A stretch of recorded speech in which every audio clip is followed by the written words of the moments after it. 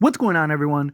So, both Jordan Clarkson and Colin Sexton are both expected to be available for trade from the Utah Jazz this upcoming offseason, and I've seen both of these guys kind of be thrown around for potential Laker targets. A lot of people want to see the Lakers go after Jordan Clarkson or Colin Sexton, even both. Colin Sexton seems to be the guy that people want more than Jordan Clarkson, so wanted to talk about it, break it down, and of course I want to hear your thoughts and opinions, so let me know down in the comments below. Let's start with Jordan Clarkson, because he's the guy that I want the least. He's also the guy that seems to be the one that other people want the least. And for me, look, I like Jordan Clarkson. You know, he was a Laker, drafted, sixth man of the year type guy.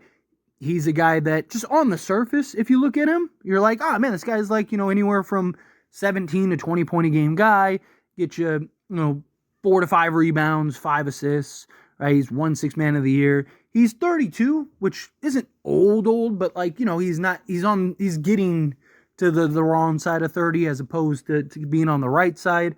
But this is a guy more than anything that he's just so incredibly inefficient, right? Like, he does solve some of the Lakers' concerns, right? Like, combo guard that can play the point, play the two, kind of be a scoring threat, go get a bucket, right? Because he is a bucket getter. And look, there's times where Jordan Clarkson is on and he looks special, right? Like, Jordan Clarkson, he has games where you look at him and you're just like, man, this guy is great. But then he has games where you're just like, okay, this guy is terrible, right? He's really just like hot and cold at times. But my concern is just the inefficiency, right? I like the idea of the athleticism. I like the idea of his versatility. I like the idea of him coming off the bench and kind of just providing like a scoring punch.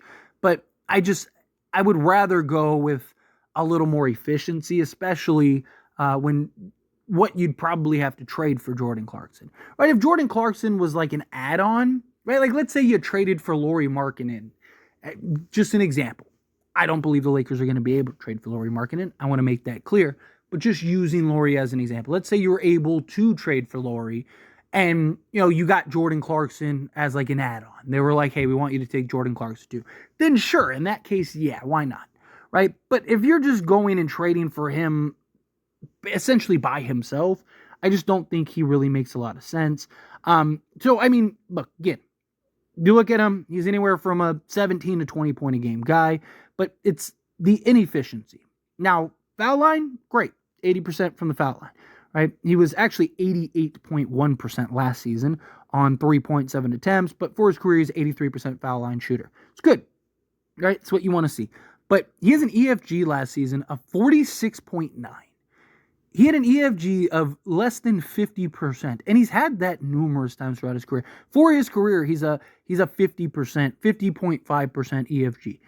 Right? Last season, he was 48.5% from two-point range, which, again, usually efficient guards are in the 50% range.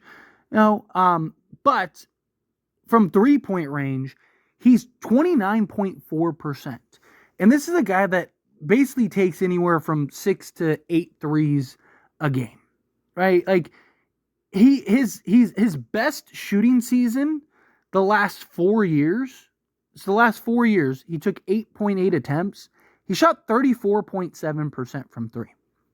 That was 2020, 2021 with the Jazz. That's not even league average.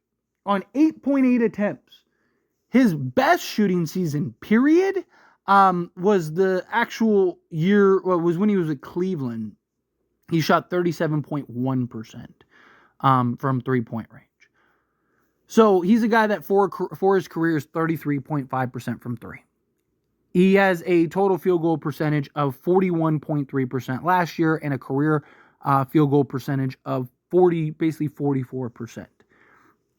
That's not good, right? Like, I think Jordan Clarkson is a very inefficient player that would cause more frustration than anything.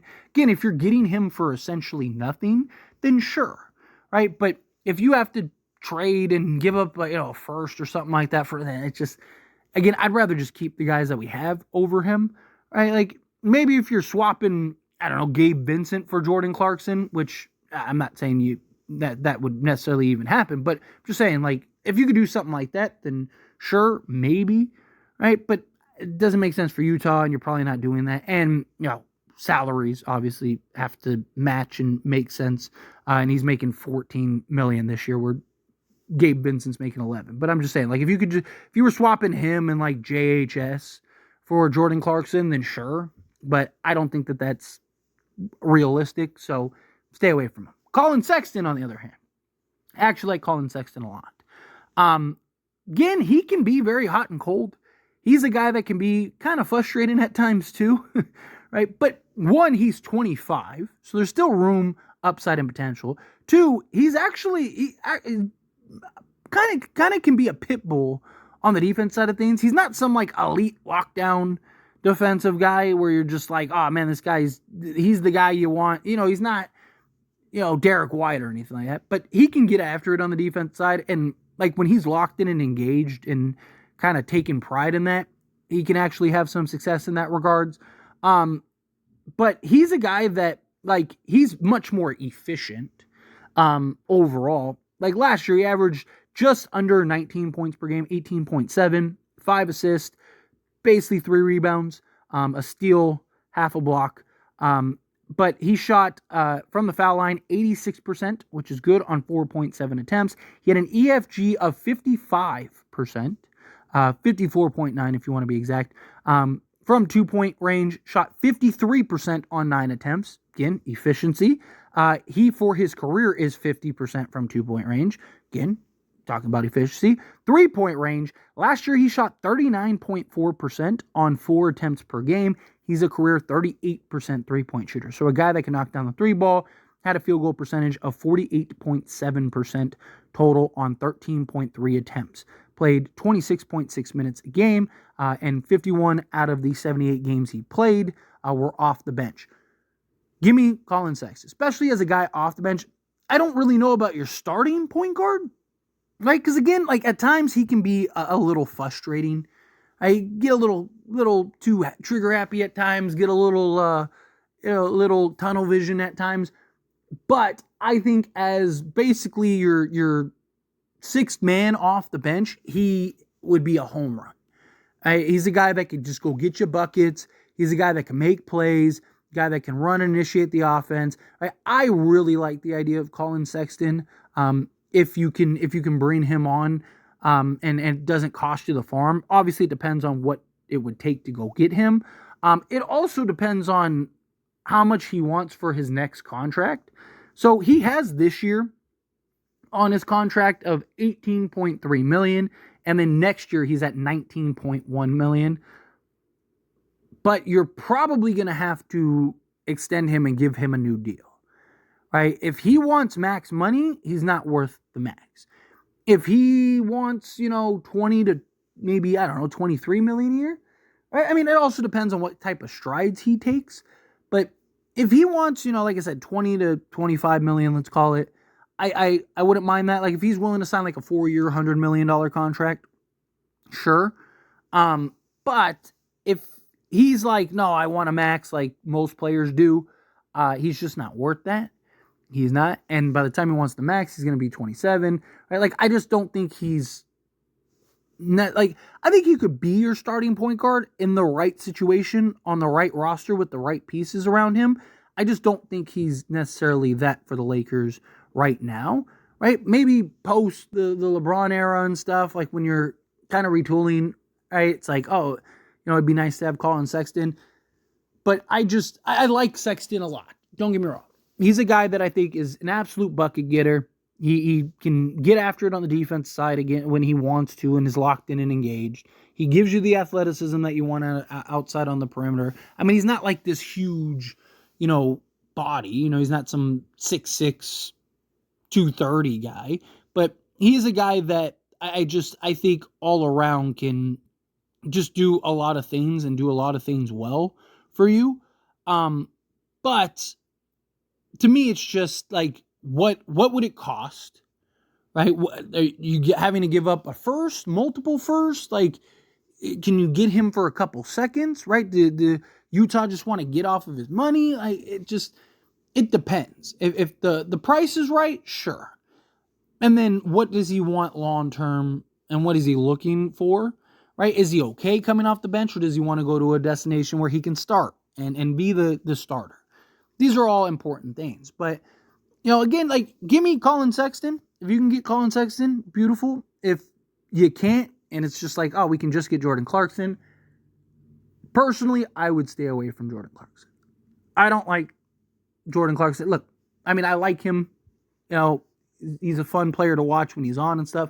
I just don't think he makes sense for the Lakers, right? I just think that you could use your tradable assets elsewhere, right? Like, I just think that there are better options out there. I'd even rather go get, like, the cost that it would take to probably go get Jordan Clarkson. You could probably get like a Dorian Finney-Smith for probably the same price, maybe even cheaper. And I'd rather go do that. I'd rather go get me like the legit 3-and-D guy that makes sense alongside LeBron and AD rather than Jordan Clarkson, who's an inefficient scorer off the bench. If you want to, I also think Colin Sexton would probably cost as much as Jordan Clarkson. And so to me, it's like, just go get Colin Sexton, right? Like, I'd rather look to, give, if you had to.